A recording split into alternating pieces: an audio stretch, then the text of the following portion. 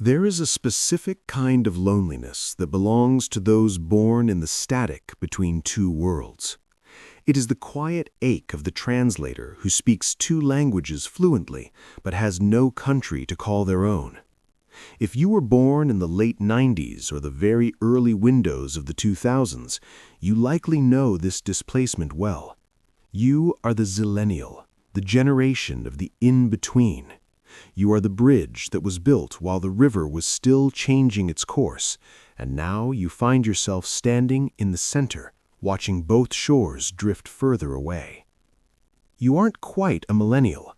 You don't share their earnest early internet optimism or the specific scar tissue of entering a crumbling economy in 2008.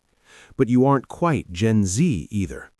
You remember a world before the algorithm owned our reflections, yet you were young enough for it to colonize your adolescence. You are a digital native with the soul of an analog ghost. This script isn't an interrogation of birth years or marketing demographics. It is an exploration of a unique psychological phenomenon, the weight of being the pivot generation.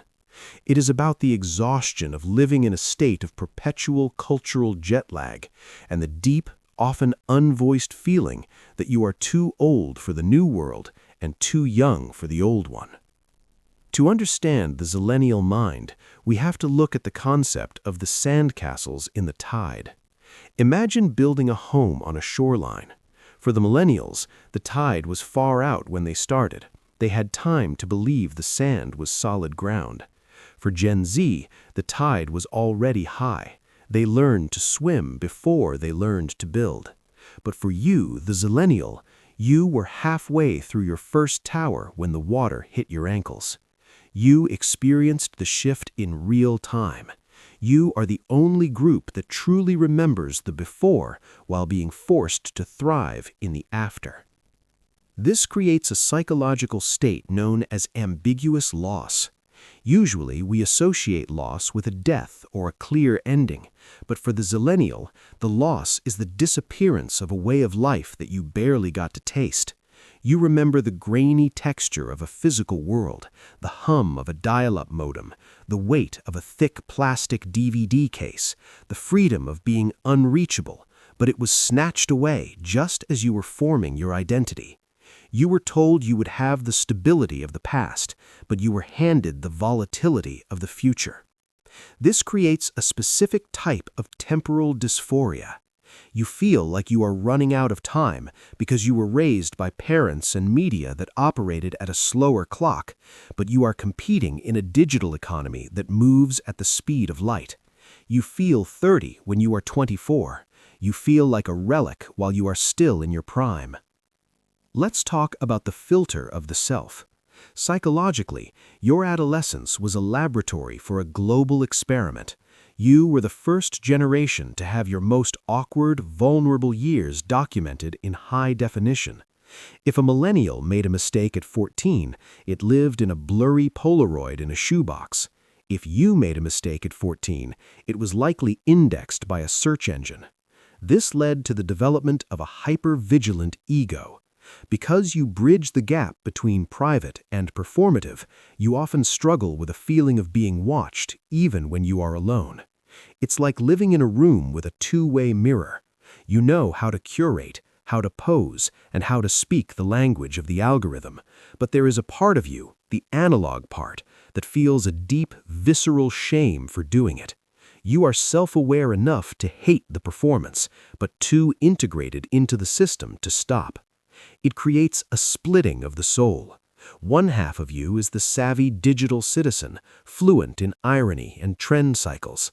The other half is a child sitting in the back of a minivan looking out the window at a world that didn't require a login. That child is lonely. We must also look at the micro-trauma of the infinite choice. The generations before you had the path. It was narrow, often stifling, but it was visible. You were born at the exact moment the path exploded into a billion different directions. While that sounds like freedom, psychologically it often manifests as analysis paralysis. Because you can see everyone's life, everywhere, all at once, your in-between status makes you feel like you are constantly choosing the wrong door. You see the millennials hitting milestones you feel priced out of, and you see Gen Z inventing entirely new careers that feel alien to your sensibilities. You are caught in the economic limbo. You have the work ethic of the old world, the grind mentality, but you are applying it to a landscape that no longer rewards it with the same stability. You are working twice as hard to stay in the same place, all while being told by the internet that you should be a founder or a creator by age 22. The pressure isn't just to succeed, it's to be something. And because your generation is the bridge, you feel responsible for carrying the weight of both sides. You feel the need to be as woke and progressive as those younger than you, but you still carry the traditional anxieties of those older than you. You are the emotional shock absorber for a society in transition. Think of the ghost library. In your mind, there is a library of things that were supposed to be, the career that felt like a ladder, the community that felt like a neighborhood, the sense of a collective truth. But when you walk through the aisles, the books are empty. The internet gave us everything, but for the Zillennial, it often feels like it took away the context. You are the last generation to remember boredom, real, empty, expansive boredom. The kind where you had to stare at a wall or a blade of grass until your brain invented a world. Now that void is filled instantly by a 5-second video. The psychological cost of this is a depletion of the interior self. You are so used to being filled up by external stimuli that when the phone dies or the Wi-Fi cuts out, you don't feel peace, you feel a terrifying emptiness. You've forgotten how to sit with the in-between within yourself because you've spent your whole life trying to escape the in-between of your era. We see this manifest in the way Zillennials consume nostalgia. It's not just a fondness for old cartoons or fashion, it's a radiant mourning. You are nostalgic for a time you barely lived through. You listen to music from the 90s or wear clothes from the 70s because those eras feel heavier, more real, more anchored than the ephemeral cloud-based reality we inhabit now. You are searching for an anchor in a world made of steam. This